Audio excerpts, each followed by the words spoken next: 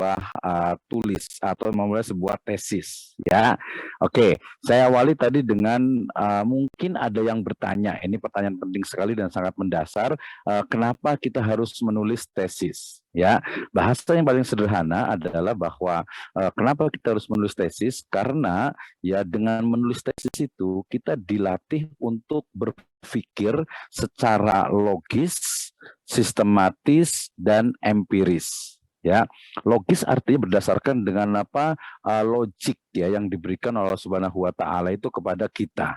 Ya, afala yatadabbarunal Quran, afala taqilun, dan lain sebagainya, itu menunjukkan bagaimana kita itu harus bisa menggunakan logik kita untuk menganalisis. Ya, ini tentu saja tidak mengurangi dari peran wahyu, karena wahyu itu adalah nomor satu, gitu ya. Nah, logis yang kedua adalah sistematis. Nah, sistematis di sini itu sebenarnya dia pola kerjanya itu hampir sama dengan pola kerja ilmu usul fikih, ya. Dalam ilmu usul fikih itu selalunya dia ketika ditanya tentang satu masalah, ya para imam madhab itu selalu menggunakan istilahnya itu kalau menggunakan induktif, ya selalunya adalah istidlal, ya. Jadi mencari dalil, mencari nas, ya, mencari petunjuk yang sampai kepada hasil menyimpulkan suatu hukum.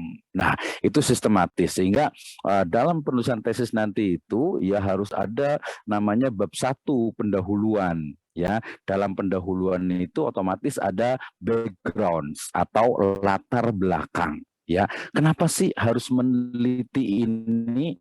Ya, masalah apa? Ada fakta, ada data apa? Ada gap apa antara teori dan implementasi?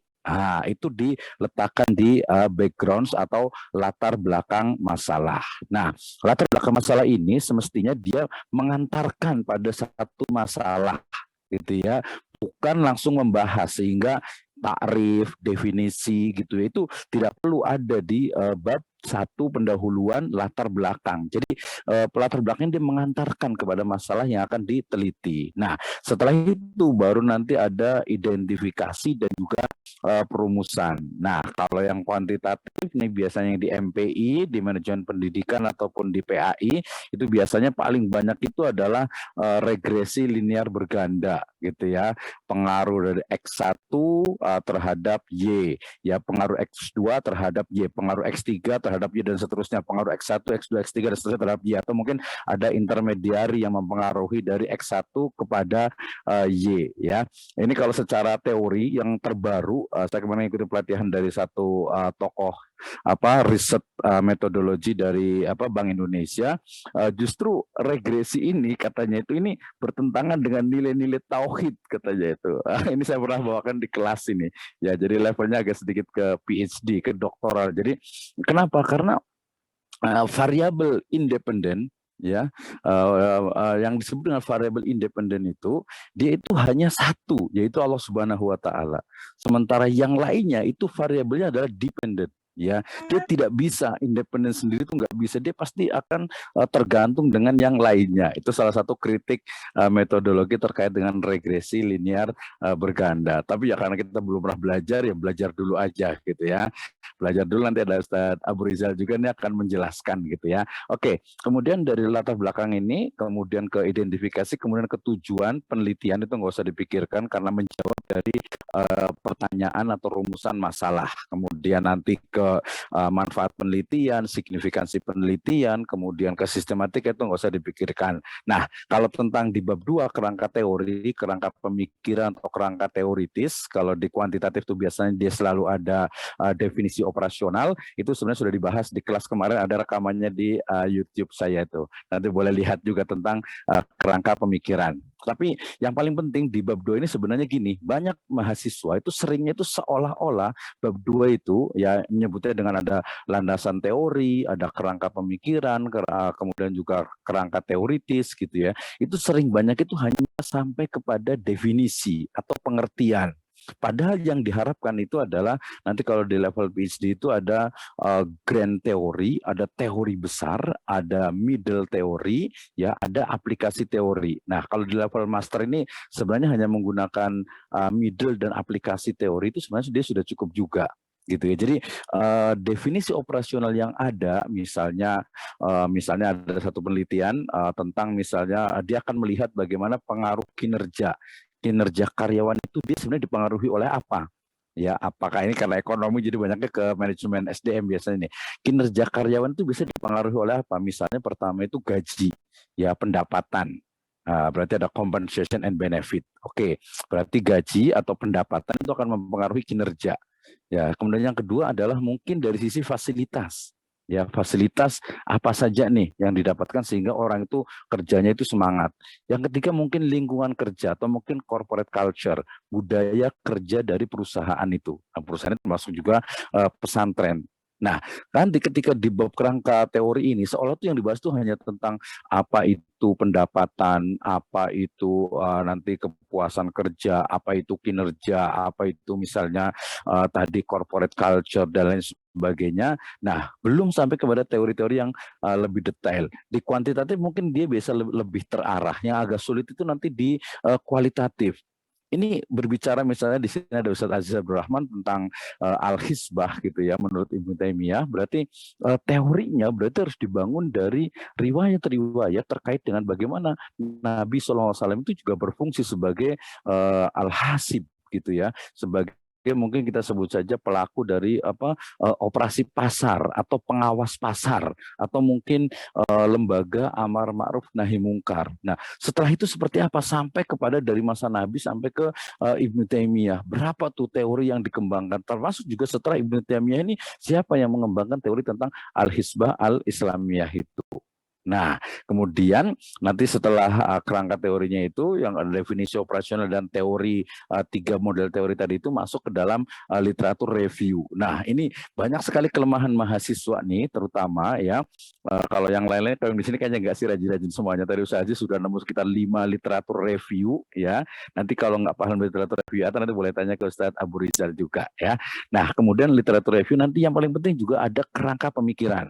Kalau di kita itu ada namanya landasan syariah. Nah, ini bedanya Ustaz Abu Rizal nih. Jadi kalau umpamanya di kampus-kampus yang dia punya semangat Islam, punya azam, punya ghiroh Islam, di bab 2 itu selalu diletakkan landasan syariah. Ini yang membedakan gitu ya. Jadi landasan syariah semua hal itu bukan kalau orang UIN bilang itu ayatisasi, tapi sebenarnya bukan. Justru merujuk kepada teori-teori nas yang memang mendukung itu. Misalnya, ketika bicara tentang kinerja atau bicara tentang profesionalisme, mana sih ayat atau hadis yang berbicara tentang profesionalisme itu? Ya, ketika berbicara tentang pendapatan, bahkan dalam beberapa training yang saya lakukan di SDM Syariah itu, kenapa sih antara gaji misalnya seorang tata usaha, ya, kemudian dengan dosen atau dengan guru kok berbeda? Mana ada nggak sih ayatnya tentang itu? Oh, misalnya kita ada hal jazaul ihsan illal ihsan misalnya dan lain sebagainya. Ya, itu ada landasan syariah. Nah, yang paling penting nanti itu adalah di bab ketiga di riset metodologi ini paling banyak yang ini metodenya apa gitu. Kemudian sampai kualitatif atau kuantitatif pun bingung gitu ya. Bahkan sekarang harusnya sudah mix method gitu ya, gabungan. Kenapa? Karena sebuah kebenaran itu dia tidak bisa hanya menggunakan satu pendekatan ya, bahkan kebenaran dalam kuantitatif itu pun dia hanya dibatasi kepada beberapa variabel ya, X1, X2, X3. Nanti tadi balik lagi ke Pak Asar, yaitu ternyata tentang regresi linear berganda dia hanya sebatas sampai kepada X16. Setelah X16 itu teorinya itu udah nggak ada tuh, udah nggak bisa menjawab katanya. Nanti mungkin perlu perlu dilihat lagi betul apa nggak ada X17 sampai X20 memungkinkan nggak dalam regresi itu. Nah, Nah, dari sini kemudian kita akan diskusi bersama terkait dengan how to write our thesis, and it's time to our brother Abu Rizal Akbar. Mungkin boleh dalam 5 menit untuk memberikan sedikit motivasi dulu nih tentang atau mungkin langsung teknis bagaimana menulis tesis nih, terutama pengalaman di UIN Alauddin di manajemen pendidikan Islam. Kepada beliau saya silahkan dulu Ustaz. Baik, terima kasih banyak. Assalamualaikum warahmatullahi wabarakatuh. Baik, Waalaikumsalam warahmatullahi wabarakatuh. saya kira ini sangat momen yang sangat surprise menurut saya, karena ini di luar prediksi saya, di luar dari ekspektasi saya sebelumnya. Jadi tadi ini saya perlu bercerita sedikit sebelum kita diskusi lebih jauh. Jadi tadi ini saya sebenarnya tujuan awalnya ini hanya sekedar mau mendengarkan juga materi dari Kang Abdurrahman, Ustadz Abdurrahman, karena saya menarik sekali tadi pas melihat story WA, saya melihat topik pembahasan itu, judul diskusinya itu menarik sekali saya kira, dan itu saya coba untuk konfirmasi, saya ingin bergabung sebagai pendengar, dan ternyata tadi ini saya sangat di luar ekspektasi, diminta untuk bercerita, sharing dengan teman-teman terkait pengalaman waktu mengambil studi magister saya secara pribadi mengambil program magister manajemen pendidikan Islam di UIN Makassar. Baiklah, yang saya hormati Dr. Abdul Misno dan seluruh dosen-dosen yang sempat hadir di kegiatan ini, dan seluruh mahasiswa yang sudah sampai di tahap penyelesaian tesisnya. Saya kira ini momentum yang sakral menurut saya. Ketika kita sudah sampai di tesis itu, meskipun durasi waktunya itu pendek, tapi waduh sangat memberi kesan yang luar biasa. Itu khususnya bagi saya. Kenapa demikian? Karena itu tadi ada satu hal yang sangat menarik ketika kita menulis,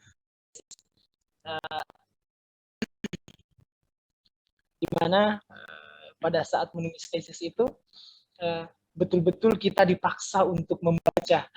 Apa yang dibaca tentu riset-riset yang sudah pernah dilakukan. Ini mungkin lebih spesifik kepada penelitian kuantitatif, karena latar belakang penelitian saya juga itu di kuantitatif. Jadi memang dalam penelitian kuantitatif itu mau tidak mau kita harus banyak membaca riset terkait topik apa yang ingin kita teliti, supaya pertama tentu untuk menghindarkan kita dari mengulangi adanya pengulangan terhadap riset tersebut, dan kemudian juga bagaimana cara bisa mengidentifikasi teori. Tadi sudah sudah disampaikan oleh narasumber kita terkait itu terkait bahwa dalam penelitian itu, khususnya di kuantitatif, memang itu pasti akan selalu bicara tentang grand teori, middle teori, dan seterusnya. Nah, dalam penelitian kuantitatif itu memang secara teknis memang harus berangkat dari teori, acuannya itu dari teori, tentu tadi sudah diklasifikasikan. Nah dari situlah alasan kenapa kita dipaksa untuk banyak membaca penelitian terdahulu, supaya kita bisa mengidentifikasi, mengambil posisi bahwa kita berada di posisi mana ini, mau meneliti di bagian mana, jangan sampai apa yang kita teliti itu sama dengan yang sudah pernah diteliti oleh peneliti sebelumnya. Nah, saya kira secara teknis tentu saya tidak bisa terlalu banyak, cuma satu pesan dari salah seorang profesor saya waktu proses menyelesaikan studi, promotor saya itu Pak Profesor Dr. Yaumi, Muhammad Yaumi itu cuma berpesan jangan terlalu kaku ketika ingin meneliti. Mindset awal yang perlu ditanamkan itu bahwasanya apapun bentuknya, skripsi, tesis, disertasi, Jadi dia sampaikan seperti ini bahwa skripsi, tesis, disertasi yang bagus itu adalah skripsi, tesis, atau disertasi yang jadi. Artinya Yang bukan selesai gitu ya. yang selesai, betul, yang selesai. Jadi tidak usah terlalu berpikir ideal di awal. Pokoknya jalani semua prosedurnya, langkah-langkahnya sesuai dengan pedoman karya tulis kita masing-masing, karena perlu jadi ini juga setiap kampus itu memiliki istilahnya itu gaya selingkungnya masing-masing. Jadi tetap berada pada itu, koridor itu. Kemudian itu tadi yang pertama, banyak-banyak membaca, kata profesor saya begitu. Jadi itu mindset yang berusaha dia bangun di mindset saya, karena memang kemarin saya sempat agak overthink, agak stres juga pada saat diperhadapkan dengan tesis, karena itu tadi kesan itu ini berat ini, padahal sebenarnya itu selama kita masih mau menjalani, mengerjakan step by step, sedikit demi sedikit, pasti akan sampai di ujung. Itu pesan dari itu, makanya saya bisa menyelesaikan itu, dan ternyata memang benar. Seperti jangan diambil pusing di awal. Oke. Saya kira Oke, sip. Terima kasih, luar biasa nih. Oke, Ustaz. Saya panggilnya Ustaz atau Bapak Ustaz aja lah, nggak apa-apa. Ini karena yang rata-rata Ustaz ini, Ustaz Abu Rizal ya. Terima kasih. Jadi betul sekali tadi bahwa untuk penulisan tesis ini memang biasanya pembimbing itu dia akan, kalau pembimbing itu atau promotor itu dia memahami ya, mengetahui dari kemampuan mahasiswa, sehingga nanti ada banyak level yang kemudian diberikan kepada mahasiswa. Misal tadi level pertama adalah skripsi, tesis, disertasi yang baik adalah yang selesai. Itu level paling rendah tuh gitu ya. Nanti ada level yang kedua yang agak tinggi, itu adalah skripsi, tesis, disertasi yang baik itu adalah yang dipublikasikan. Wah, gitu. Itu yang level kedua lah gitu ya. Level ketiganya nanti ya skripsi, tesis, disertasi itu ya memang dia namanya itu literasi yang memberdayakan. Empowering literation gitu ya. Jadi skripsi, tesis, disertasi kita itu menggerakkan masyarakat, memberikan semacam solusi kepada masyarakat. Nah, gitu ya. Baik, seperti tadi saya katakan, kita kayaknya akan banyak ke diskusi.